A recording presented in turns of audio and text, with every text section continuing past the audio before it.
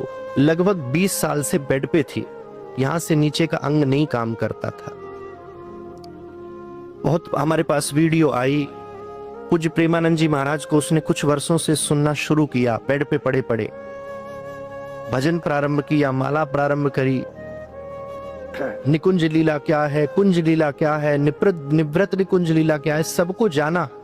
और वीडियो में हमने शब्दों को सुना। सदगुरुदेव भगवान, आपके श्री चरणों में कोटि कोटि प्रणाम। हे गुरुदेव, श्री जी ने कृपा करके आपके श्री चरणों तक ना भेजा होता तो मेरा ये मनुष्य जीवन व्यर्थ ही गुजर जाता। आपकी बहुत कृपा है गुरुदेव।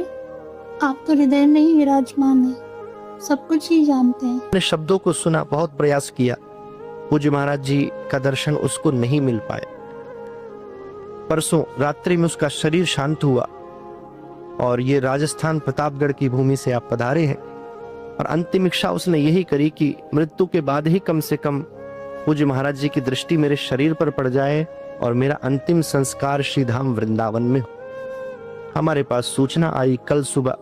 हमारी धर्मपत्नी ने फोन आ गया 3 बजे। उन्होंने हमें 5 बजे बताया कि ऐसे ऐसे शरीर पूरा हो गया है, वृंदावन आ रहे हैं। मैंने कहा ठीक है, आने दो, 10, 12, 20 घंटे लगेंगे। रात्रि में 8 बजे ये पधारे पूरे परिवार के साथ। बहुत प्रयास किया।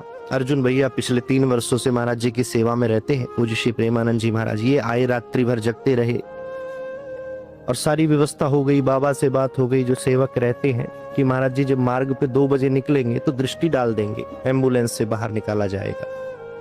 हम लोग 12 बजे से खड़े हो गए एम्बुलेंस लेकर के। और ठीक 2 बजे जो महाराज जी का आने का समय हुआ, तभी घोषणा हुई। पांडे जी भी इस बात के गवाह हैं, आप सब भी थे, कि पूज्य महाराज श्री का स्वास्थ्य बिगड़ गया और आज महाराज जी नहीं आएंगे। ये कल की घटना है, आज महाराज जी नहीं आएंगे। हमें विश्वास नहीं हुआ। हमने सोचा शायद भीड़ कम करने के लिए ऐसा हो रहा है। हम लोग और रुके, 2:30 बजे तक रुके, महाराज जी नहीं आए। सब श्रद्धालु लौट गए। फिर भी मन नहीं माना तो महाराज जी के निवास के बाहर हम पहुंचे, कृष्णा शरणम। तो वहां भी पट उस समय बंद किया जा रहा था। बार बार माइक पे घोषणा हो रही थी, आप सब चले जाएं।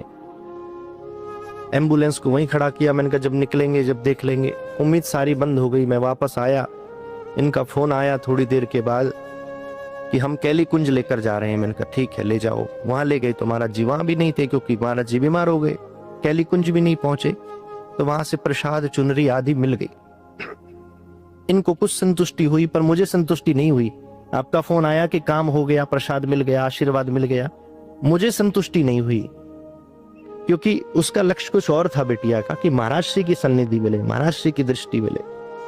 सारी उम्मीदों पे पानी फिरा और सुबह 6 बजे मोक्ष धाम यमुना जी की ओर एम्बुलेंस ने प्रस्थान किया, आज सुबह 6 बजे।